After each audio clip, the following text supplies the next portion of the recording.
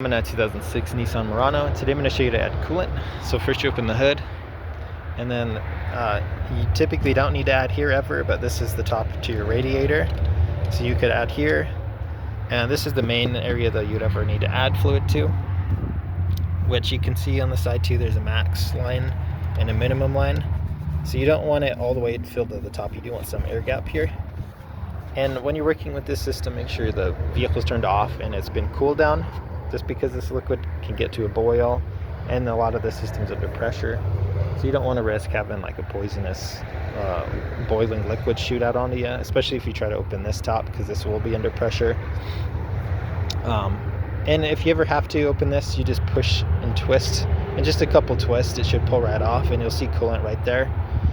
But this one, you'll just twist as well till this unscrews. And then double check your owner's manual or good online source. You've got the best liquid for your make and model. But from here with the funnel or straight from your coolant jug, just fill as needed till you're around the max line. Then screw this on nice and tight.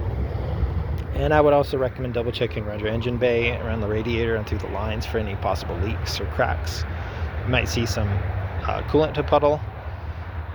One way to check all that is to turn the vehicle on, and as that circulates through the system, you might see coolant start to puddle around the engine bay or under the vehicle. And a way to tell that apart from water condensation would be the coloration. It should have a slight color to it, to have a slight sweetness smell. And you don't really want it on your skin, but see you have a glove on it and you feel it. It'll feel slightly more slick than what water would feel like. But I hope this is helpful. Hope you have a wonderful day.